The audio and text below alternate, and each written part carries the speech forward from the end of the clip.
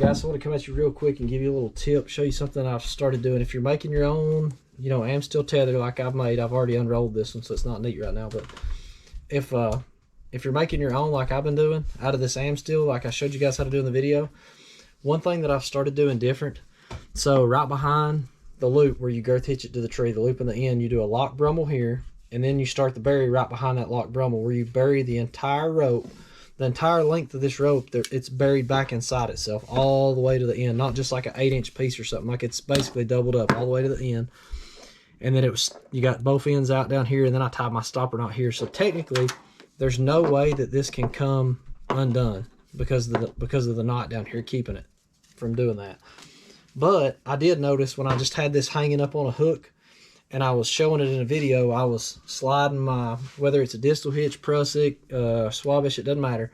If you don't, when you've got this on a tree and you have tension on it like this, and you've got all your weight on it, you can move this up and down and it's fine.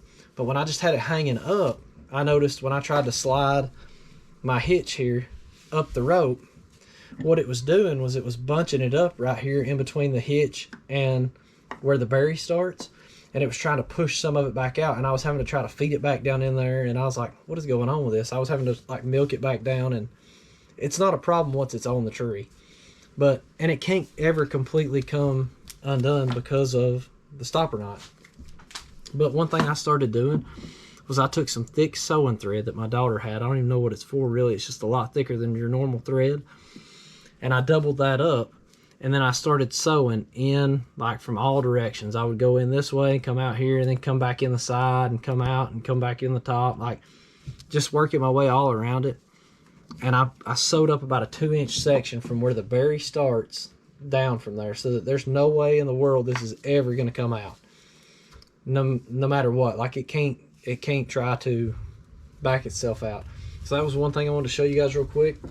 And then I had another guy that's working on his line for his platform, and you know I've got the two Prusik loops on mine, so that you can turn it into like the USA Pro, like the Amsteel guy makes.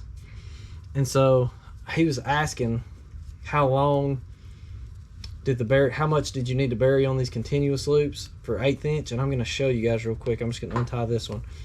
I was actually, after you tie the little lock part where it locks in, I buried about 3 or 4 inches, I think. Let's see, right behind the, yeah, I buried 4 inches in the loop itself. And if you're tying it, like my line for my platform is 3/16, and it's doubled up just like my tether. Same way, you got the stopper knot on the bottom. And the loop for the 1/8 inch loop that I've got here is plenty long enough. It's an 1/8 inch loop on 3/16 line. On a 3/16 line, it's a 9-inch loop. It's 9 inches. So if you stretch it out like this, it's 9 inches finished length. So I would say if you're worried about how big to make these loops, make your finished loop a little bigger than what you think you'll need. Like I said, this one's 9 inches and it's on the small side, but it's 1/8 inch, and that's why. The bigger you go in diameter on these, the bigger you're gonna have to make your loop, because they take up more space and you have to put more wraps in them to get them to bite.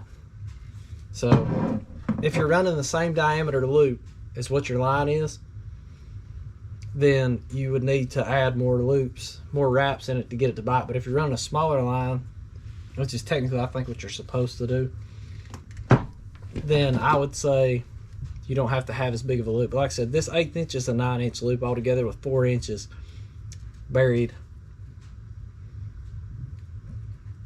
Let me measure this one more time. Yeah, it's between 4 and 5 inches of buried. So anyways, thanks. I'll catch you guys in the next one.